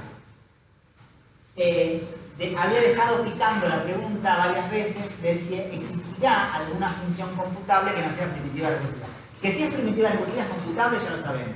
Pero yo varias veces les pregunté si existirá alguna función computable que no sea primitiva recursiva. Entonces les voy a dar dos ejemplos de eso. La respuesta es sí. O sea, no es lo mismo computable total que primitivo recursivo. Hay más funciones computables totales que primitivas recursivas. Y les voy a dar dos ejemplos. Uno con bastante detalle y otro con menos detalle, o sin nada de detalle. Pero que igual me parece interesante. Igual, para este que les voy a dar detalle, me tienen que creer algunas cosas que no llego a demostrar. Lo que me tienen que creer es lo que está en rojo. Lo otro son cosas que vimos. ¿Saben? Que también me pueden no creer si quieren, pero quiero decir, forman parte de la clase que ya di. Lo primero que está en negro dice, se pueden codificar los programas DS con constructores y observadores primitivos recursivos. Efectivamente, primero codificando variables, después etiquetas, después instrucciones, después... podemos codificar programas en lenguaje S. Y solamente usamos este tipo de cosas, de productorias y pares, todas funciones primitivas recursivas. Eso me lo tienen que creer. Esto que viene ahora también me lo tienen que creer, pero no lo demostré. Pero apelo a su intuición. Se pueden codificar las definiciones de funciones primitivas recursivas con constructores y observadores primitivos recursivos. Porque en el fondo, una función primitiva recursiva se forma con una cadena de formación de funciones que o son iniciales o son, ya saben, composición o recursión primitiva, de forma... O sea, también tienen un programa. Es otra forma de escribir un programa, pero ahí tienen un programita. Y también se puede codificar con observadores y constructores primitivos recursivos. ¿Está bien? ¿Me lo creen? Hay maneras de codificar todo eso de la misma naturaleza de las funciones que usamos para codificar y decodificar programas en lenguaje S. Lo que sigue en negro lo acabamos de ver. Existe phi sub b de x1 xn parcial computable que simule el décimo programa con entera x1 xn. Lo acabamos de ver. Esto me lo tienen que creer. No lo voy a demostrar. Pero es razonable pensar que hay un programa escrito en el lenguaje S que simula a cualquier función parcial computable. Es decir, ustedes ya asignaron un número a las funciones parciales computables. Ahora hay un intérprete para funciones parciales computables. ¿Qué recibe ese intérprete? Recibe E, que será en este caso el código de una función parcial computable, codificada de una manera que ya no creyeron, con entrada x1 xn. O sea que hay un programita escrito en el lenguaje S que simula, en lugar de un programa escrito en el lenguaje S, una función parcial computable. ¿Me creen eso? Sí. Bueno, o sea, ¿sabes que errores son como? Sí. Y si ya tenés el intérprete de la parcial computable, Sí. ¿por qué no te sirve esa? Bueno, porque es otra codificación, ¿no? Son dos codificaciones distintas. En un caso yo codifico programas en S y en otro caso codifico primitivas recursivas. ¿Sí? Es buena pregunta, pero parto de esas dos codificaciones distintas. Una es la codificación negra, la otra codificación roja. ¿Me creen que existe esa phi tilde? ¿Es afimonio? Bueno, se puede hacer. Créanme, hay un programa parecido al otro, pero que en lugar de desarmar el programa en S, desarma la función primitiva recursiva. ¿Se fija cómo está hecha? Entonces, analicemos esta función g. G de x es, de vuelta, la función diagonal, la xésima función primitiva recursiva en x. Esto es lo mismo que phi moño de x, x, o sea, simula la xésima función primitiva recursiva en x, evaluada en x. Phi tilde de x, pero la phi tilde con nombre x, o sea, la que simula la xésima función primitiva recursiva. Esta tiene que ser computable porque me acababan de creer que phi tilde era computable. Es simplemente instanciarla en los mismos dos parámetros, x, x. Supongan que g es primitiva recursiva. Y van a ver que no es primitiva recursiva. Supongan que es primitiva recursiva. Si g es primitiva recursiva, también lo es g más 1. O sea, la función f. F es g más 1. Que es phi moño sub x en x más 1. ¿Está bien? No hay nada raro acá, pero se parece mucho al argumento de Cantor ahora, ¿no? Como f es primitiva recursiva, tiene que tener un número. O sea, f es, digamos, la ésima función primitiva recursiva. Eso quiere decir que phi tilde sub e es f. Eso que está ahí quiere decir esto. Para todo x, phi tilde sub xe es igual a f. ¿Está bien? Esto que está acá. Lo escribo más cortito diciendo phi tilde sub e igual a f, pero quiere decir esto. ¿Está bien? Esto. Y sí, si f es primitiva recursiva, tiene un número. Ese número, no sé cuál es, e, digamos. Bueno, entonces phi moño sub e es f, porque phi moño existe. ¿Está bien eso? Bueno. Y entonces tendríamos que, por definición, phi moño sub e en x, que es f de x, es phi moño sub x en x más 1, por definición de f, ¿no es cierto? Hasta acá no es un absurdo, porque acá dice phi moño sub e y acá dice phi moño sub x. Pero esto vale para todo x. Para todo x vale esto. ¿Cuándo llegamos a un absurdo? Cuando instanciamos x en e. Cuando instanciamos x en e, llegamos a un absurdo. ¿Ven eso? ¿De dónde provino el absurdo? De suponer que g era primitiva recursiva. Así que g no es primitiva recursiva, es computable. Eso me lo tienen que leer, bueno, no tuve tiempo de contárselo, pero hay un programa que computa g, pero no es primitiva recursiva. Ahí tienen un ejemplo de una función computable total, computable, sí, porque phi moño solamente simula funciones primitivas recursivas por entradas. Eso siempre está definido, porque las funciones primitivas recursivas son todas totales. Simula primitivas recursivas funciones primitivas recursivas con cierta entrada. Eso es computable, pero no es primitiva recursiva. ¿Está? Ahí tienen un ejemplo. Pero lo peor, y ahora es cuando ya dejan de entender absolutamente esta clase, es, miren este argumento, desde acá hasta acá, y sáquenle sistemáticamente el tilde a la phi, y tendrán entonces la phi que la analizamos recién. Veamos qué pasa. Dice, analicemos g definida como g de x igual a phi sin el tilde de x en x. La phi que acabamos de ver, claramente g es computable. Sí. Supongamos que g es, y acá le damos computable. ¿Está bien? ¿Está? Supongamos que g es computable. Entonces también es computable la función. Ahora leo computable acá, ¿no? También es computable la función g más 1. Y sí. Solo que acá lo leo sin el tilde, que es la que ya sabíamos, Entonces existe un e tal que phi sin el tilde sub e es igual a f. Claro, si f es computable es un programa que lo calcula. Digamos un programa con código e. Bueno, entonces tendríamos que phi sin el tilde sub e de x es igual a f de x, que es lo mismo que esto. O sea, es el mismo argumento. Y van a llegar a un absurdo, ¿ven? Entonces G no es computable. Pero acá dice que G es computable. O sea, hay un problema. Claramente hay un problema. O lo que expliqué antes está mal, o hay un problema en esto último que acabo de decir. Lo más probable es que haya un problema en esto último que acabo de decir. Porque... Sí, perdón. Claro, muy bien. Ese es el problema. Esto que está acá, esta igualdad que está acá, el que dice esto igual a esto, no es una contradicción para el caso de las funciones parciales. Porque existe la posibilidad de que esto esté indefinido, por lo tanto esto esté indefinido, sumar 1 por supuesto también va a estar indefinido. Entonces, esto puede pasar con funciones parciales, porque este no es un valor numérico. Esto también podría ser una indefinición.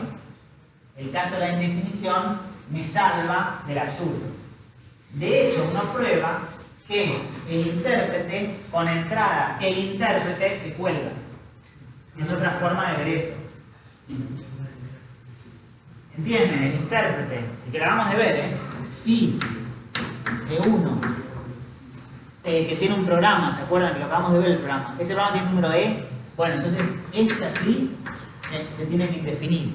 No es fácil ver, en realidad surge de este argumento raro que acabo de dar acá, pero tiene que ser ese el caso. ¿Está bien? ¿Entendieron esto? Lo último fue para hincharlos, era solo para marearlos. El primer argumento que di prueba que hay una función computable que no es primitiva recursiva. ¿Está? Me faltan 10 minutos. Ahora quiero contarles otra función, mostrarles otra función computable que no es primitiva recursiva. Miren, es un resultado de álgebra. Esa función que está ahí, no sé por qué hay, esta función que está acá, es una función computable y es total. ¿Qué es computable? Más o menos tiene que creer porque es recursiva y entonces se puede hacer en Haskell. Haskell es lo mismo que el lenguaje S. Lo que por ahí no es tan fácil de ver es que es total. Pero es total. ¿Está? O sea que los 4 primeros casos se define, es fácil. El caso difícil, por supuesto, es el quinto, ¿no? ¿Por qué eso? Porque eso siempre llega a algún caso base, no es tan fácil de ver. La intuición que les puedo dar es que, si bien este número puede ser muy grande, disminuye siempre el primer argumento. Acá es x menos 1 en lugar de x. Y entonces, de alguna manera, eso también hace, en otro orden, no en el orden naturales, pero en el orden lexicográfico de tuplas, que vaya a los casos básicos. Igual, no es lo que les quiero mostrar. Lo que les quiero contar es algo más interesante. Créanme, esta es una función total de tres variables. Ahora, fijen el primer parámetro en 0 y definan a sub 0 de iz como a0 de iz. O sea, es una función de dos variables. Fijen el primer argumento, x en 0. Eso les da, bueno, eso sí es fácil, ¿verdad? Eso le da i más z. I más z es i más 1 más 1 más 1 z veces. Una pavada. ¿Por qué dije esto? Porque van a ver cómo sigue. ¿Está bien? ¿Ven que eso da i más z? ¿Está bien? I más z, la suma, ¿es una función primitiva recursiva? Sí. Bueno, ahora fijen el primer parámetro en 1. Definen a sub 1 de iz como a de 1 y z. ¿Ven? Clavan el primer x el x lo clavan en 1 ahora. ¿Está bien? ¿Y saben cuánto da eso? Si uno hace las cuentas, por ahí ya lo vieron, no sé, da i por z. I por z es i más i más i más i z veces. Y la suma es la operación anterior, ¿ven? Es la operación anterior z veces. Ahora, i por z es una función primitiva recursiva, el producto es una... Sí, es una primitiva recursiva. Esta es primitiva recursiva, esta es primitiva recursiva. Ahora fijen el primer argumento en 2. Si fijan el primer argumento en 2, entonces les da, hay que hacer la cuenta, pero les da i elevado a la z. Pero i elevado a la z es lo mismo que i por i, por i, por i y veces. Y el por era la operación anterior, la multiplicación. Ahora le pregunto, i por z es primitiva recursiva, i a la z es primitiva recursiva. Sí, es primitiva recursiva. Ahora fijen el primer argumento en 3 y definen la función a sub 3 de z. Y si hacen la cuenta, les da esta cosa que está acá, que es i a la i, a la i, a la i, z veces. Que es, bueno, sí, el exponente, que es la función anterior, iterada z veces. Y esta es una función primitiva recursiva también. Y así sigue. Entonces, cada vez que ustedes fijan el primer argumento en un número, les da una función que crece enormemente rápido, pero todas primitivas recursivas. Pero cuando lo sueltan, el primer argumento, cuando la piensan como función de 3 variables, esa no es primitiva recursiva. La demostración no es fácil, no se las voy a dar, pero sepan que ese es el resultado. La función a de 3 variables es primitiva recursiva, sin embargo, cuando se fijan el primer argumento en un valor, da siempre funciones primitivas recursivas. Las funciones primitivas recursivas no pueden seleccionar cuál de estas a sub 1, a sub 2, a sub 3 les da. No puede hacer eso. Pueden sí definirse una función primitiva recursiva para cada una de ellas, pero no hay una función primitiva recursiva más grande que les dé a sub 0, a sub 1, a sub 2, depende de si recibieron x igual 0, x igual 1, x igual 2. ¿Se entiende esto? Miren,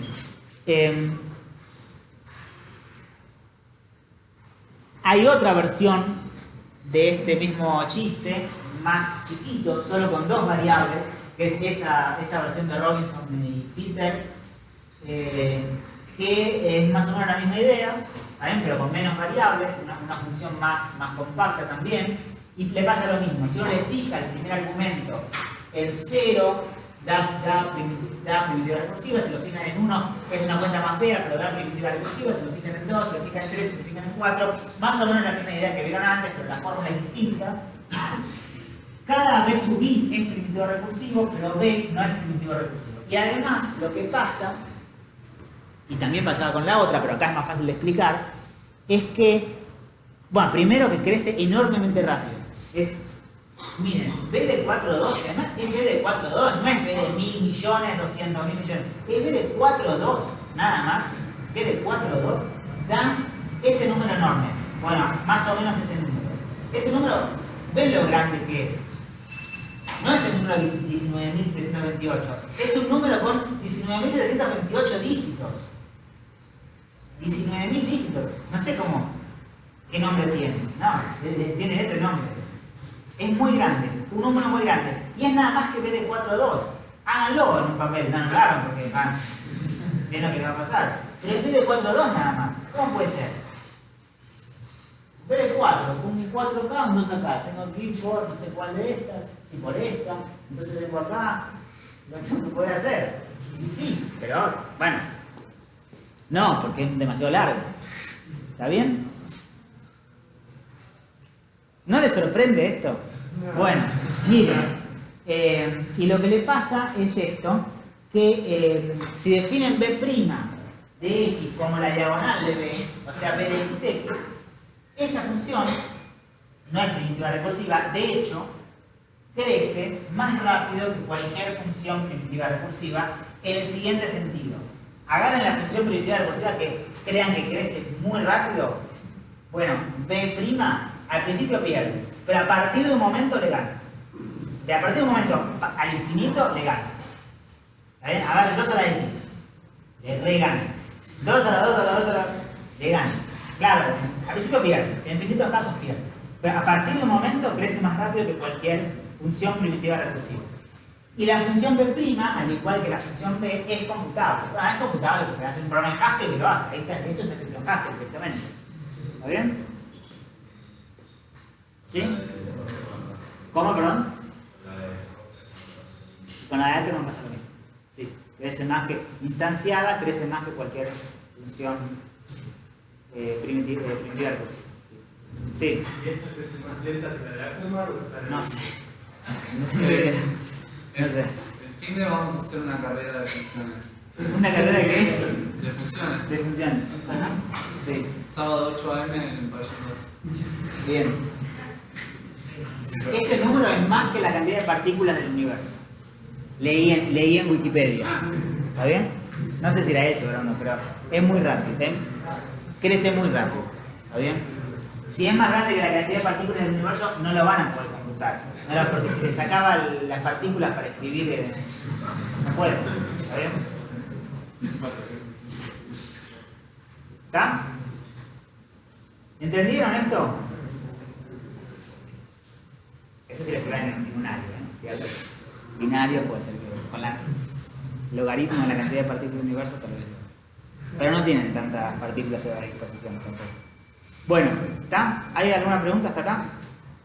A mí me refiero de la función mutable que no tiene velocidad, ¿Pero para quién me habla? Sí, una función. de la función mutable que no tiene velocidad. Estos son ejemplos de alguna de ellas. Sí, la que intenté dar con un poquito más de detalle es esta. Para que cierre este argumento tienen que creerme las dos cosas que están en rojo. Eso no se los demostré, pero vale. Y el argumento es este. Supongan que phi tilde de la función g es primitiva recursiva. La función g está definida como phi tilde sub x en x, nada más. Si fuese primitiva recursiva, también sería primitiva recursiva sumarle 1, porque es componerlo en el sucesor. Sumarle 1 es esta definición que está acá. Si es primitiva recursiva, entonces, ya no, un minutito. Entonces, tiene que existir una codificación de primitiva recursiva tal que phi sub e de f, porque si es primitiva recursiva, el intérprete la simula. El intérprete para primitivas recursivas. Y el intérprete para primitivas recursivas es phi tilde de e. Así que phi tilde de e es igual a f para algún e. Para ese e, tiene que pasar que phi tilde de e en x es f de x. Y por definición f de x es phi tilde de x en x más 1. Esto vale para todo x, en particular para e. Y cuando vale para e, esto es una contradicción, porque esto es un número y este es el mismo número más 1. Eso es una contradicción, siempre. Yo después nos mareé y les dije sacan el tilde de todos lados y les dije erróneamente que g no era computable. G es computable, parcial computable en el segundo caso, pero no es primitiva recursiva. Eso sí está bien, siempre y cuando me crean lo que está en rojo. ¿Está bien? ¿Eso se entiende? ¿Sí? Bueno, 18:59. ¿Alguna otra pregunta? Ya está, el ábaco por esta cursada se terminó.